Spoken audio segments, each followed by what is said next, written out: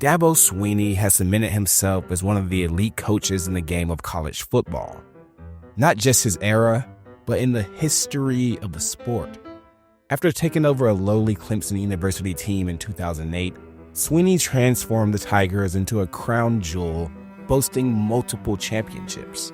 But as the multi-billion-dollar industry that is college sports leaned toward drastic changes that would alter decades-old rules, allowing athletes to receive compensation from their name, image, and likeness, Dabo was ready to chuck the deuces and dip from college football completely.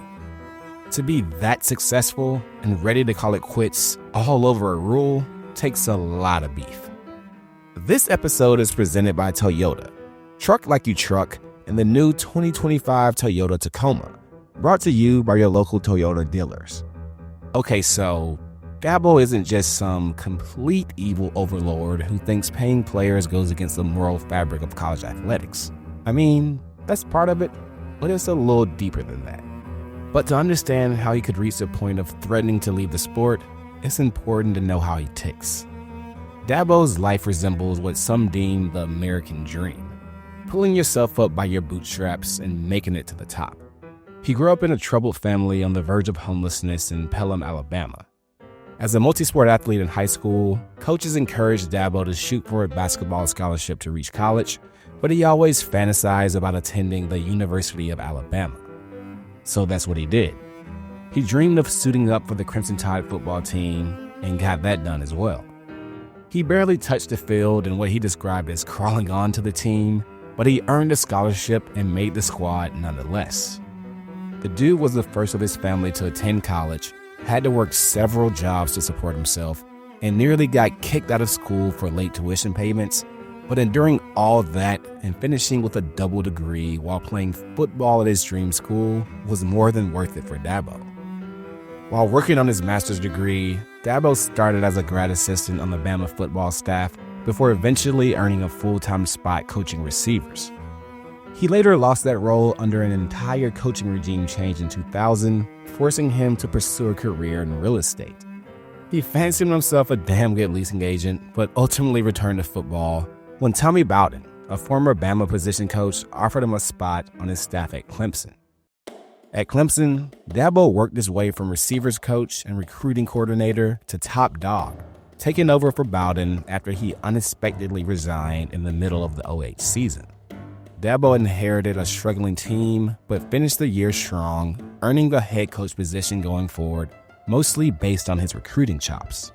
Critics initially thought hiring a guy who hadn't even held a coordinator role would be a grave mistake for the program, but 2 championships and several top recruiting classes later, the rest is history. And Dabo offered a different side of coaching. He brought a gleeful type of energy, more similar to your friend calling out plays at the bar, versus Nick Saban's strict process that seemed devoid of joy.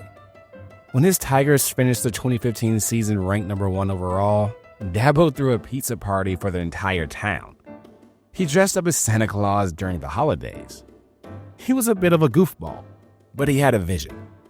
After winning Clemson's second title in 3 years, both against his alma mater, Dabo recalled a board meeting during his first season when a staff member wished for Clemson to be like the other top schools in the country.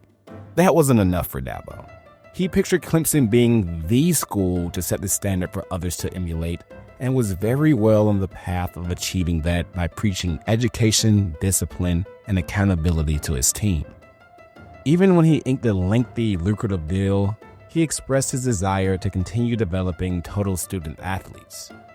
However, as Saban approached retirement at Bama, journalists questioned if Dabo's commitment to helping student athletes mature solely applied to Clemson. But Dabo wasn't so sure about his future in the sport, whether it was an opportunity at his old school or at Clemson. He seemed content with his career at Clemson, but feared the professionalization of college athletics would drive him away from CFB. If that's the case, he thought, why not just jump to the NFL? It seemed like an unusual, jaded response when he could have easily turned to coach speak and blabbed about his love for Clemson, but it's something that's bothered Dabo for years. In 2014, While responding to a question about his thoughts regarding a group of college players forming a union to negotiate salaries for themselves, Dabo was so disgusted by the idea that he mentioned he would quit coaching if that ever became a reality. In his eyes, he thought there was already so much entitlement in the world. Fast forward a few years to him becoming the highest paid coach in the game, and media members turned to that statement, criticizing the hypocrisy of it all. But hey, Dabo knew he didn't set the market. As he sat on that fat-ass contract and talks of players receiving compensation ramped up by the day, the coach whose southern charm that once had media members swooning became an easy target, representing the good old boy network of football, hanging on to the idea of amateurism. He was now the villain. But college athletes deserving compensation wasn't some revolutionary idea. It's an issue the National College Athletic Association has faced since its inception.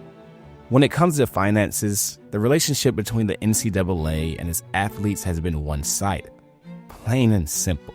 Yes, students have the opportunity to gain a higher education through access to scholarships, but as the NCAA pockets wads of cash through ad revenue, TV deals, and other streams of income, the athletes themselves didn't see a cent.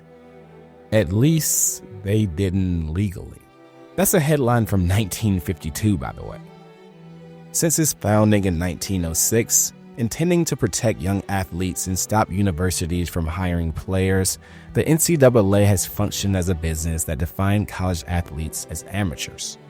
From tripping over themselves, allowing schools the power to allocate funds, to taking control as a governing body, only to relinquish that power again, and all the mess in between, the athletes themselves have been powerless through it all as schools and conferences stuff their pockets.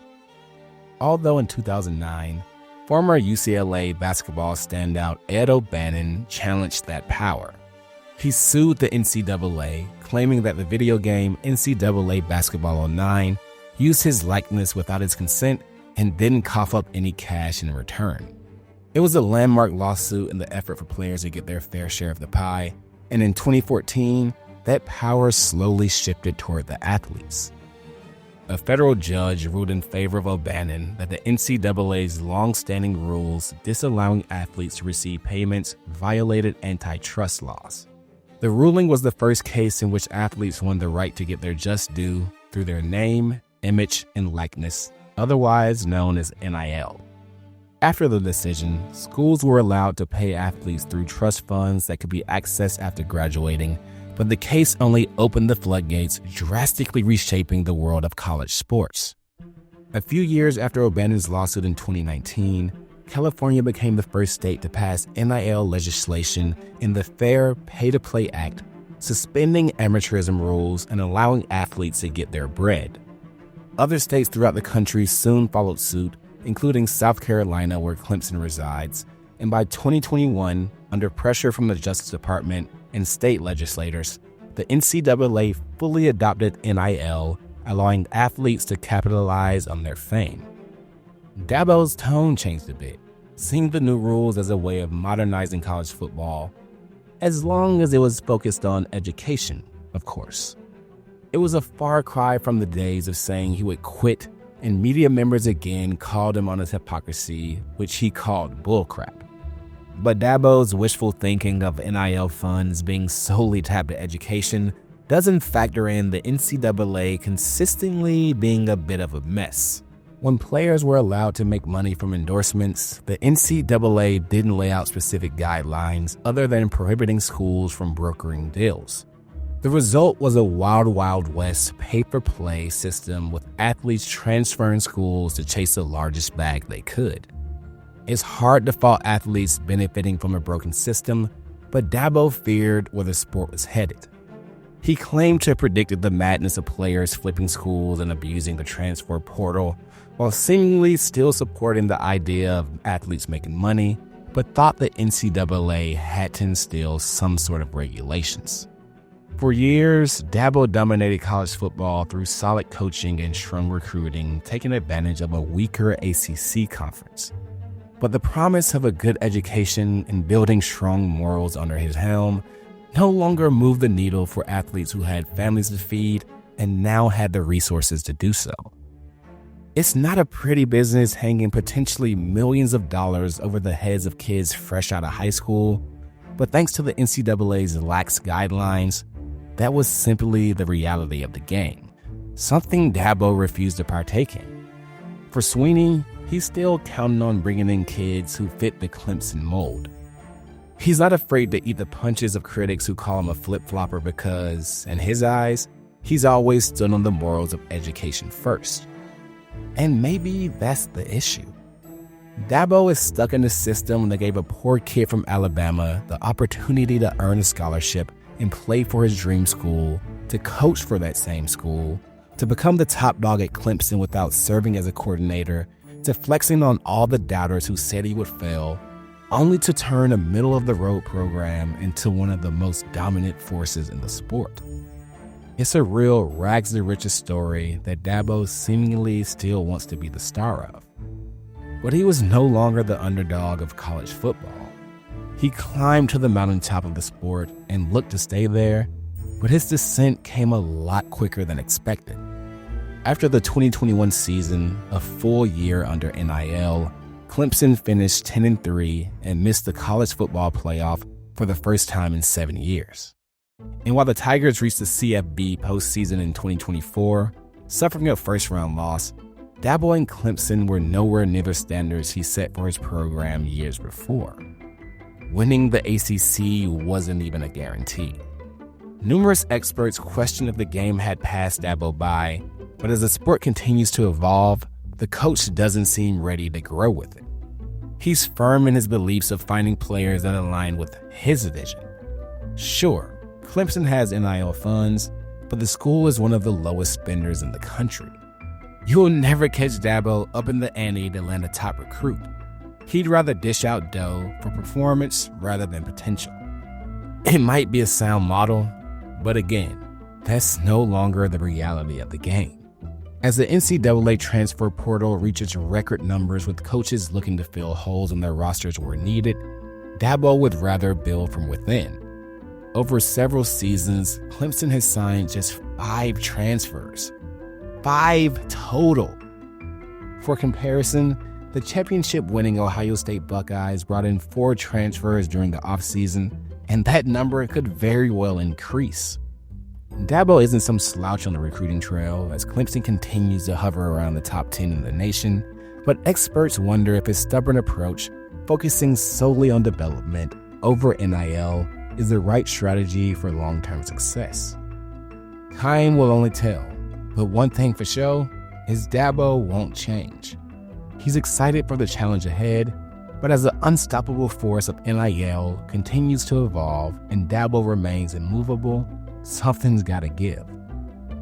Otherwise, this is a beef that doesn't have an expiration date anytime soon.